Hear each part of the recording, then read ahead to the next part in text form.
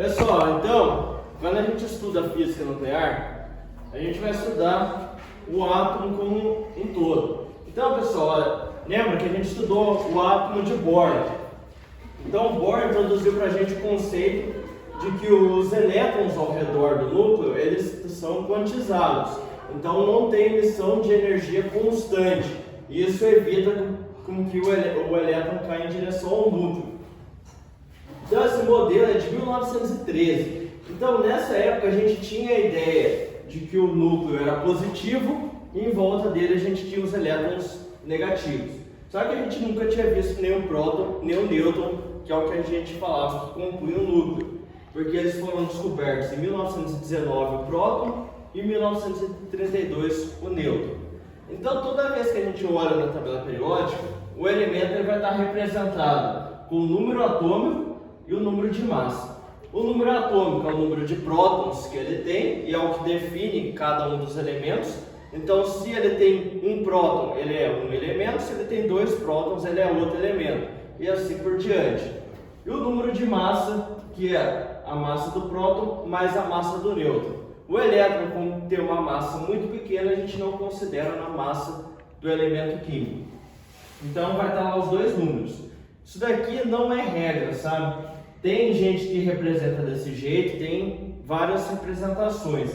Então, você olhou no elemento químico, o menor número é o número de prótons, ou seja, o número atômico, e o maior número é o número de massa. Então, vai estar lá o número atômico e o número de massa do elemento químico. Então, pessoal, se o elemento ele tiver um número atômico maior que 82, ele vai tender a ser um elemento instável. Ou seja, ele vai emitir partículas para se estabilizar. Então, ele emite essas partículas na forma de radiação, alfa, beta e gama. Então, por exemplo, aqui a gente tem o polônio. O polônio ele tem 84 de número atômico e 211 de massa.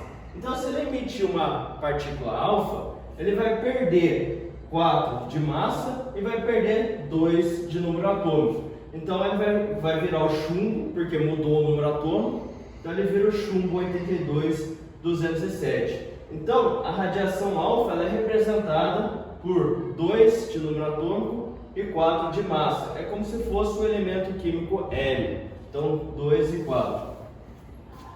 Já a emissão beta, o beta é você ganha um próton. Então quando você emite uma radiação beta, o elemento químico ele ganha um próton.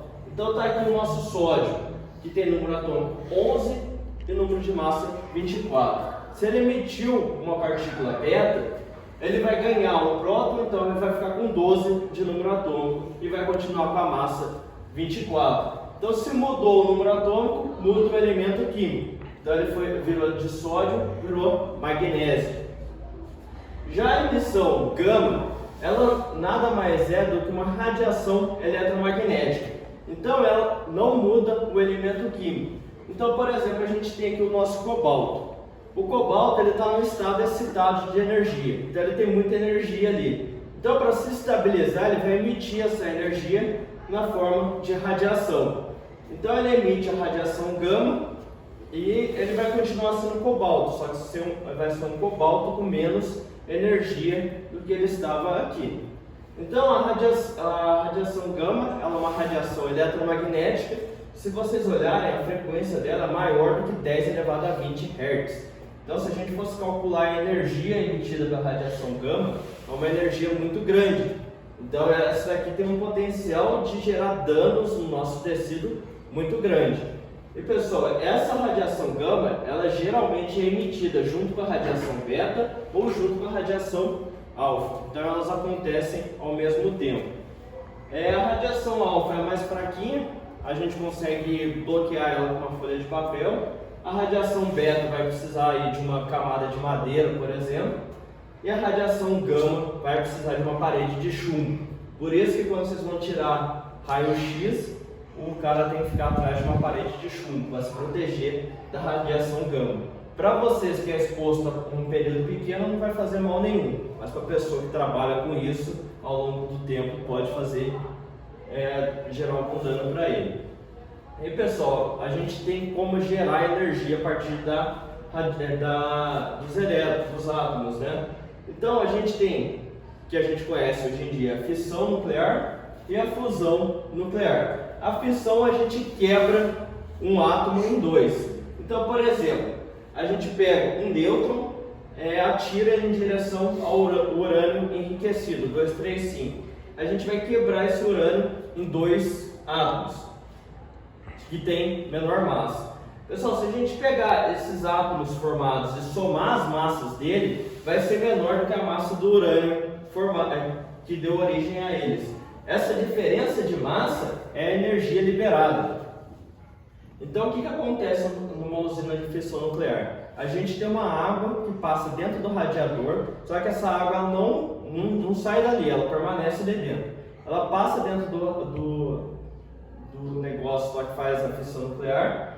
Então, à medida que está ocorrendo a fissão nuclear, está liberando energia. Se está liberando energia, está esquentando a água. Essa água aquecida, ela entra em contato com outra água, só que dentro de um recipiente. Aí essa outra água ela vai virar vapor e esse vapor vai movimentar turbinas. Quando ela movimenta a turbina, ela gera eletricidade. Então aquela fumaça que sai da usina de fissão nuclear é a água no estado de vapor. Já a fusão nuclear, o que a gente faz? A gente pega dois átomos de hidrogênio e funde em um átomo de hélio. Só que o problema desse tipo de energia aqui é que os átomos de hidrogênio eles se repelem na hora que a gente aproxima os núcleos dele. Então a gente vai precisar de uma temperatura muito alta para a gente conseguir fundir ele em hélio. Então esse é um grande desafio de engenharia para a gente fazer isso daqui funcionar, porque isso daqui é uma energia limpa e praticamente infinita, porque o hidrogênio é o elemento mais abundante do universo. Então se a gente conseguir fazer isso daqui funcionar, a gente vai ter uma energia limpa, muito mais eficiente do que a energia de fissão nuclear e praticamente infinita. O problema da fissão nuclear é que depois que você quebra o urânio, você vai gerar lixo radioativo. Então, esses elementos radioativos que são gerados, a gente não consegue mais utilizar eles para gerar energia. Isso daí vira lixo. E o problema do elemento radioativo é que ele demora 20 tempos de meia-vida para que ele não gere mais danos para a natureza.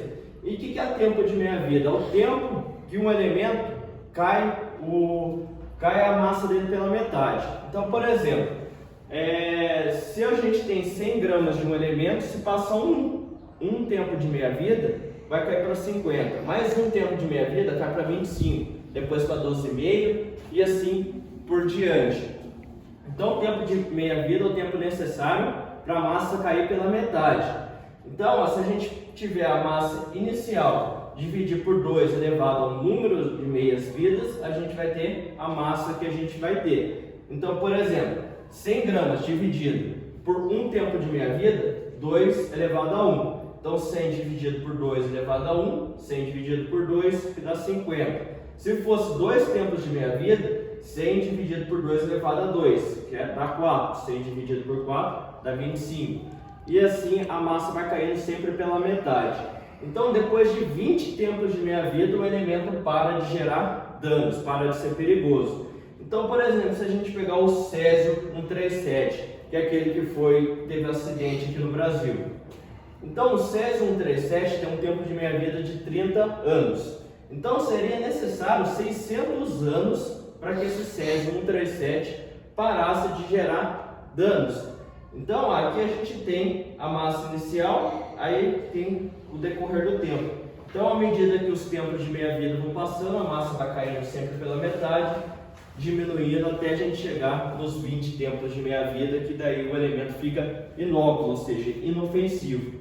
Então, isso daqui não demora muito tempo não. Se a gente pegar o urânio, o tempo de meia-vida dele é milhares, milhões de anos. Então, esse é um grande problema da energia de fissão nuclear. Só ficou alguma dúvida?